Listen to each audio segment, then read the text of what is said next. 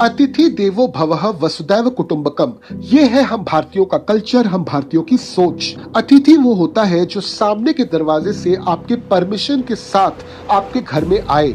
अगर कोई आपके घर में आपके परमिशन के बगैर घुस जाता है तो हम उसे कहते हैं घुसपैठिया या फिर इन्फिल्ट्रेटर। पश्चिम बंगाल भारत का वह राज्य है जो सबसे लंबा इंटरनेशनल बॉर्डर शेयर करता है ऑफ अराउंड 2216.7 किलोमीटर बांग्लादेश के साथ, और इसी बॉर्डर के जरिए हो रही है एक बहुत बड़ी इन्फिल्ट्रेशन। तो चलिए आज की वीडियो में हम बात करते हैं कि किस तरह से इन्फिल्ट्रेशन हो रहा है पश्चिम बंगाल के बॉर्डर के जरिए, और ये मामला दिन ब दिन इतना ज्यादा सेंसिटिव क्यों होता जा रहा है। सबसे पहले बात करते हैं कि कैसे पता चलता है कि पश्चिम बंगाल में इन्फिल्ट्रेशन हुआ। इन्फिल्ट्रेशन का सबसे बड़ा सूचक यानी कि सिंबल है सडन हाइक इन पॉपुलेशन या फिर अचानक जनसंख्या का बढ़ना। 1975 से लेकर 1985 तक नॉर्थ 24 परगनास, साउथ 24 परगनास, नदिया, मुर्शिदाबाद और मालदा बांग्लादेश के साथ सीमावर्ती इन जिलों में इन्फिल्ट्रेशन की तीव्रता सबसे ज्यादा थी। नॉर्थ 24 परगनास में करीबन 70% से अधिक जनसंख्या की वृद्धि दर्ज हुई। नदिया और साउथ 24 परगनास में भी 50% से ऊपर का आंकड़ा मिला।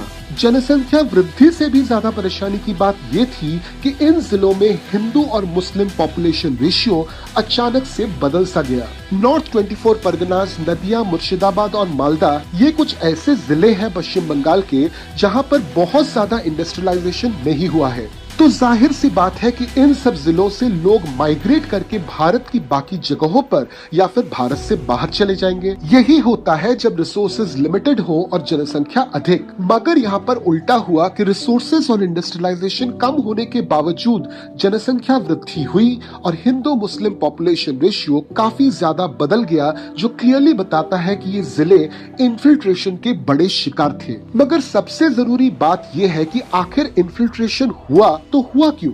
इसे समझने के लिए जाना पड़ेगा 1971 के बांग्लादेश लिबरेशन वॉर के बाद सबसे ज्यादा प्रभावित हुआ पश्चिम बंगाल, जहां पर लाखों लोग भारत में शरण के लिए आए। खास तौर पर नॉर्थ 24 परगनास, नदिया, मुर्शिदाबाद, मालदा, साउथ 24 परगनास जैसे बॉर्डर वाले जिलों में इन्फिल्ट्रेशन का प्रभाव ज्यादा पड़ा। 1971 के बाद एक ऐसा समय आया कि इन्फिल्ट्रेशन का कारण सिर्फ शरणार्थी नहीं थे, बल्कि नई बनी बांग्लादेश में नौकरियों की कमी के कारण लोग इन्फिल्ट्रेट करने लगे। भारत में इन लोगों को न सिर्फ नौकरियां मिली बल्कि वे सभी सुविधाएं मिली जो किसी इंसान को जीने के लिए चाहिए और जो फिलहाल उन्हें बांग्लादेश में नहीं मिल रहा था। 1985 से 1995 के बीच इन्फिल्ट्रेशन कम तो नहीं हुआ बल्कि आतंकवादी नेटवर्क्स ज्यादा स्ट्रॉन्ग हो गए। अब आखिर ये इन्फिल्ट्रेशन होता कैसे है?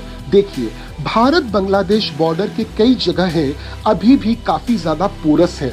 कई इलाकों में नदियां और छोटे छोटे रास्तों से लोग बिना दस्तावेज के घुस जाते हैं। बॉर्डर के ऐसे बहुत सारे इलाके हैं जहां पर सिक्योरिटी आज भी बहुत कम है। प्रॉपर डॉक्यूमेंट्स बनाकर भारत आने वाले लोग काफी कम थे एज वेल एज हैं, क्योंकि प्रॉपर डॉक्यूमेंट्स के लिए बहुत सारे ऐसे सबूत लगते हैं, बहुत सारा पैसा लगता है जो इन बांग्लादेशियों के पास न उस समय था न अब है।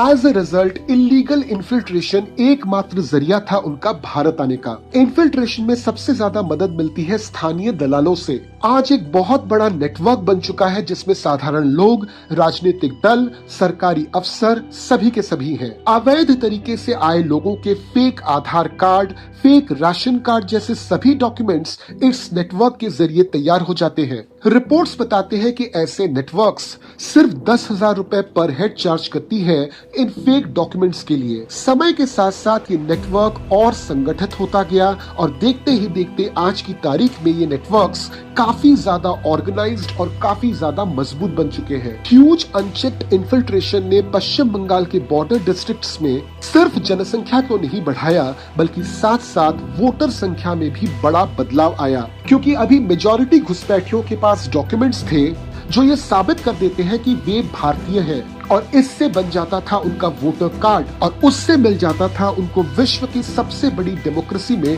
हिस्सा लेने का मौका।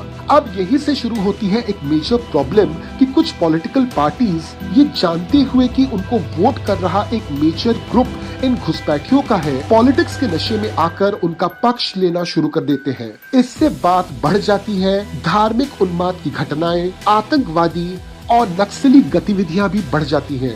वैसे ही रिसोर्सेस और नौकरियों की कमी तो पहले से ही थी, मगर अब दबाव और बढ़ता है और धीरे धीरे ये लोग इलीगल एक्टिविटीज में लिप्त हो जाते हैं या फिर धीरे धीरे पूरे भारत में फैलना शुरू कर देते हैं। और अगर पूरे भारत में भी ये फैल गए तो वहाँ पर भी उनको यही प्रॉब्लम फेस करनी पड़ती है। पश्चिम बंगाल के बॉर्डर जिलों की आज हालत इतनी बुरी हो चुकी है कि किसान और मूल निवासी जमीन खोते जा रहे हैं और पलायन करने को मजबूर हो रहे हैं। तो अगर इन्फिल्ट्रेशन इतनी ही बड़ी प्रॉब्लम है तो क्या उसे रोकने की कोशिश नहीं की जा रही है और इस दिशा में पहला कदम है CAA, सिटीजनशिप अमेंडमेंट एक्ट के तहत 2014 से पहले आए हिंदू, सिख, बौद्ध, ईसाई, जैन और पारसी प्रवासियों को भारतीय नागरिकता दी जा सकती है। लेकिन ये कानून काफी ज्यादा पेचीदा है, जिसके वजह से पश्चिम बंगाल में अभी भी हजारों लोग नागरिकता प्रमाण पत्र के लिए अप्लाई कर चुके हैं, लेकिन बहुतों की फाइलें लंबी कतारों में अपने टर्न का वेट कर रही हैं। वहीं दूसरी ओर मुस्लिम इन्फिल्ट्रेटर्स को इस कानून के दायरे से बाहर रखा गया है, जिसके कारण विवाद और कानून में बहुत सारी कॉम्प्लेक्सिटीज अलग से जन्म लेती हैं। इसी बीच इलेक्शन कमीशन ऑफ इंडिया ने वोटर लिस्ट में आ रही समस्या को मिटाने के लिए पश्चिम बंगाल में SIR का अभियान शुरू कर दिया है। BSF और स्थानीय पुलिस इन्फिल्ट्रेशन को रोकने में जुटी है। लेकिन इतना सब कुछ होने के बाद भी राजनीतिक हस्तक्षेप और स्थानीय विरोध के कारण ये अभियान हमेशा आसान नहीं होता। असल में ये समस्या इतनी ज्यादा डीप रूटेड है कि अचानक से इसको न तो रोका जाना या फिर दूर करना पॉसिबल हो रहा है। तो क्या इन्फिल्ट्रेशन ऐसे ही चलती रहेगी? नहीं, पुलिसिंग और सर्वेलेंस बढ़ाया गया है। बॉर्डर मैनेजमेंट पर बहुत ज्यादा ध्यान दिया जा रहा है, मगर एक स्तर है जहां पर काम अभी भी बाकी है, और वो ये है कि राजनेताओं को समझना पड़ेगा कि जो लोग अपने देश के न हुए वे उनके भी नहीं होंगे। पश्चिम बंगाल में इन्फिल्ट्रेशन का मसला सिर्फ सीमाओं की बात नहीं है, ये हमारे देश की एकता, सुरक्षा और सामाजिक स्थिरता का मुद्दा है। ह्यूमैनिटेरियन ग्राउंड्स पर हो सकता है कि कभी कभार बहुत बुरा लगे कि जो लोग भागकर बांग्लादेश से हमारे देश में घुसपैठ कर चुके हैं, उन्हें जबरदस्ती हमारे देश से वापस निकाला जा रहा है। मगर इस तरह का वन साइडेड ह्यूमैनिटेरियन सोच काफी खतरनाक है, क्योंकि जो गलत है वो गलत है। एज ए सोसाइटी आपको और मुझको भी जागरूक रहना चाहिए कि हमारे आसपास अगर कोई भी इंसान हमको संदिग्ध दिखे तो हम एटलीस्ट प्रॉपर चैनल तक खबर जरूर पहुंचाएं, क्योंकि सवाल सिर्फ आपका और मेरा नहीं है, हमारे आने वाले जनरेशन की सेफ्टी और सिक्योरिटी का मामला है, जिसके लिए जितनी जिम्मेदार प्रशासन है उतने ही आप और मैं भी हैं। तो चलिए एज ए सोसाइटी हम अपनी ड्यूटी को पूरा करें और मैं आपसे वापस मिलता हूँ अगले वीडियो में एक नए टॉपिक के साथ। जय हिंद।